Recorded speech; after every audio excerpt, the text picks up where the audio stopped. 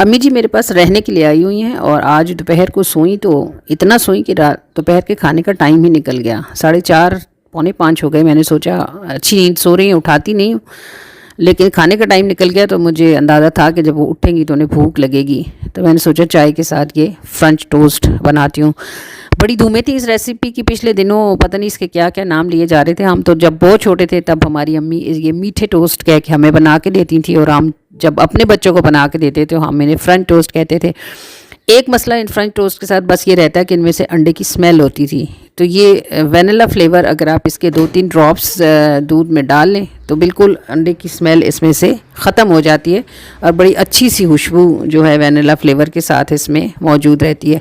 दूध को मामूली सा गर्म करना चाहिए, जिसे हम अपनी नॉर्मल लैंग्वेज में कुनकुना करना कहते हैं, यानी बहुत गर्म ना हो, लेकिन पहले आप दूध में चीनी को अच्छी तरह मिक्स कर लें, क्योंकि दूध ठंडा हो तो चीनी पूरी मिक्स नहीं करता, और अंडा डाल के अगर आप मिक्स करेंगे तो चीनी के दाने रह जाएंगे। पहले दूध को कुनकुना सा गर्म करके उसमें आप पहले चीनी को अच्छी तरह मिक्स कर लें, फिर उसमें आप डालें 2 से 3 कतरे जो है वो वनीला एसेंस के डालें, और उसके बाद इसमें अंडा डालें। और टिप इसकी ये है कि आप अंडे को दूध के साथ फेंट कर जिस कदर झाग बनाएंगी ना, उसी कदर आपका ये जो ब्रेड है ये फ्लफ़ी बनेगा। मैं चूँकि कमर्शियल तो बना नहीं रही, अम्मी जी के लिए बना रही थी, तो बस जो अवेलेबल है उसी पे बना रही हूँ। बस इसको बहुत अच्छी तरह फेंटें, इतना फेंटें कि ये सारा झाग झाग सा हो जाए, और ये जब जितना झाग हो जाएगा उसी कदर ज़्यादा ये अच्छा ब्रेड में एब्जॉर्ब होगा, और जिस कदर ज़्यादा ये ब्रेड में एब्जॉर्ब होगा डेफिनेटली उसी तरह उतनी ही ब्रेड जो है वो सॉफ्ट हो जाएगी आपकी। ये भी आप देख रहे हैं मैंने इसको बीटर से नहीं किया, बल्कि मैं इसको फोक के साथ ही अच्छी तरह फेंट रही हूँ, और ये तकरीबन सारा जो है वो झाग सा हो गया हुआ है। ब्रेड को उठाएं और थोड़ी देर के लिए इसमें छोड़ दें, तकरीबन 1-1.5 मिनट के लिए, बस इससे ज़्यादा नहीं, वरना ये मलीदा हो जाएगी। 1 से 1.5 मिनट के लिए आप इसको ज़रा डिप करके छोड़ दें, और अब आप इसे उठाएंगे तो आप देखेंगे तकरीबन आधा जो अंडा है वो ये चूस चुकी होगी। ये देख रहे हैं आप, प्लेट में थोड़ा सा रह गया है बिल्कुल। फिर आप दूसरा पीस भी सेम लाइक दैट इसी तरह थोड़ी देर इसको इसमें डिप करके छोड़ दें, और साइड पलटें ताकि दोनों साइड से ये एब्जॉर्ब हो जाए। ये देखें ये दोनों अच्छी तरह एब्जॉर्ब हो चुके हैं। बहुत थोड़ा सा जो है वो अंडा बचा है, इसको हम बाद में तल लेंगे, ऐसे ही मीठे अंडे के तौर पे तल लेंगे।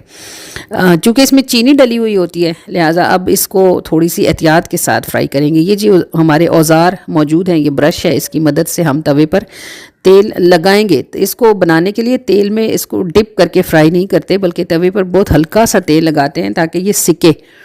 तो हम ब्रश की मदद से तवे पर तेल लगाएंगे, और तेल लगा के तवा मैंने पहले से ज़रा गर्म किया हुआ है, यानी आँच जो है वो डबल रोटी डालने से पहले थोड़ी सी तेज़ है, ताकि तवा जो है वो अच्छी तरह गर्म हो। और जब तवा अच्छी तरह गर्म होगा तो ज़ाहिर जब हम उस पर तेल लगाएंगे तो तेल भी अच्छा सा गर्म हो जाएगा। ब्रेड के जो दोनों पीस हैं वो आपने उठा के तवे पे रख देने हैं, और तब चूल्हा बंद कर देना है, क्योंकि इसमें चीनी मिली होती है ना, और आपको मालूम है कि चीनी को ज़रा सी हीट लगती है तो वो फ़ौरन कैरमल की शक्ल इख्तियार कर लेती है, जल्दी से ब्राउन हो जाती है। अगर चीनी जल्दी से ब्राउन हो जाएगी तो आपका ब्रेड कच्चा रह जाएगा ना। तो हम इसलिए तवे को पहले तेज़ कर लेते हैं, ये टिप्स हैं इसकी, तवे को पहले से तेज़ कर लेते हैं, और जब तवे पर हम इसे डालते हैं तो उसके बाद हम चूल्हे को बंद कर देते हैं। थोड़ी देर तवे की आंच में ब्रेड अच्छी सी सिक जाती है और अंडा अंदर तक पक जाता है। फिर हम दोबारा से तवा जो है उसको दोबारा से चूल्हे को ऑन कर लेंगे, और बहुत हल्की सी आंच पर इसको साइड पलटा के दूसरी तरफ से भी हल्का सा गोल्डन ब्राउन करेंगे।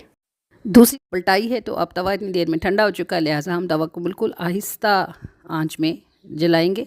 लेकिन इसको पकाने के दौरान आपने बिल्कुल ये ध्यान रखना है कि आंच बिल्कुल आहिस्ता रहे ताकि ये गोल्डन ब्राउन हो। ज़रा सी आपने इससे लापरवाही की तो इसका रंग स्याह हो जाएगा और चीनी जल जाएगी, जिसकी वजह से ये बदनुमा हो जाएगी। तो ये मेरे तो जनाब तैयार हो गए हैं ये फ्रेंच टोस्ट मीठे। और अंडा जो थोड़ा सा बचा है उसको मैं सेंटर में डालती हूँ और उसको फ्राई कर लेती हूँ, और अंडे को टोस्ट के ऊपर रख देंगे तो वो एक फिलिंग सी बन जाएगी। अगर वो खाना चाहेंगे तो उस तरह फिलिंग करके भी खा लेंगे। तो अब ये बना तो मैं चुकी हूँ, लेकिन अभी मुझे ये ख्याल आ रहा है कि हो सकता है कि अम्मी जब सो के उठें तो अम्मी का कुछ नमकीन खाने को दिल करे, तो वो भी देखती हूँ। नमकीन क्या, इंस्टेंट तो पापड़ ही होते हैं घर में। असल में बड़ी दाने वाली है, ज़रा कबाबों से थोड़ा हाथ उठाया हुआ है हमने कि गोश्त को थोड़ा सा कम करें, क्योंकि फिर आगे जब बड़ी ईद होती है और दावतें होती हैं तो गोश्त ही गोश्त हो रहा होता है। तो इस फ्रिज में कोई कबाब वगैरह मौजूद नहीं है। ये पापड़ नज़र आ गए हैं मुझे, बड़े ज़बरदस्त किस्म के, ये मिर्चों के टेस्ट वाले पापड़ हैं और अम्मी को यकीनन अच्छे लगेंगे। इसका पैक मैंने खोल तो लिया है। पापड़ के लिए आपको मालूम ही है कि कढ़ाई का तेल खौलता हुआ होना चाहिए, तभी उसमें पापड़ बहुत अच्छे से बनते हैं। चाय रख दी है बनने के लिए। आज ये लिफाफे अगर खोल लिए जाएं तो इनका बड़ा मसला होता है कि या तो चीज़ें इनमें से गिरती या ज़ाया होती है, इन्हें आप डब्बे में नहीं रख सकते, ये नायलॉन में बहुत ज़्यादा सेफ़ रहती हैं। तो इस मसले के लिए मैंने ये देखें रबड़ों का एक पैकेट ला के रखा हुआ है। दालें हों और या इस तरह की खुश्क चीज़ें हों, जब उनको खोल के निकालते हैं तो बाकी हिस्से को रबड़ लगा के आराम से सेव कर लेते हैं। बहुत से तरीके और भी आजमाए, लेकिन इससे ज़्यादा आसान और सेफ़ तरीका मुझे तो कोई और नज़र नहीं आया। तेल अच्छा हो चुका है तेज़, बस पापड़ तल के निकालते हैं और अम्मी जी को आवाज़ देती हूँ कि आएँ और चाय ले लें। तो आप भी अपनी अम्मी जी के साथ ऐसे ही थकते होंगे। अम्मियों का हक होता है कि उनके साथ थका जाए, क्योंकि वो आपके साथ बहुत थकती हैं, बहुत ज़्यादा थकती हैं और बग़ैर किसी सिले की तमन्ना के वो आपके साथ अपना वक्त आपको देती हैं। तो उनका हक बनता है कि उनका दिल छोटी छोटी बातों से खुश किया जाए। मुझे पता है ये कोई बहुत बड़ा काम नहीं है, लेकिन मुझे ये पता है कि जब अम्मी जी को ये पता चलेगा कि मैंने सारा कुछ सिर्फ उनके लिए किया है, तो वो इस छोटी चीज़ से भी बहुत सारा खुश हो जाएंगी। तो अम्मी जी उठ गई हैं, बस अभी पहुँचती होंगी चाय के लिए, और जब वो मुझे बहुत सारी दुआएँ देंगी तो दिल और आंखें मेरी दोनों ही ठंडी हो जाएंगी। अम्मियों का अब्बू का भी बहुत ख्याल रखा करें, लेकिन अम्मियाँ आपके साथ सारा दिन होती हैं तो वो डिज़र्व करती हैं कि आप हर छोटी छोटी बात पर उनका ख्याल करें, और वो छोटी छोटी बातों से ही बहुत खुश हो जाती हैं। और उन दुआओं का ये दरवाज़ा अल्लाह ताला सब के लिए खुला रखे, और अल्लाह पाक सब की माँओं को सेहत सलामती वाली ज़िंदगी अता फरमाए।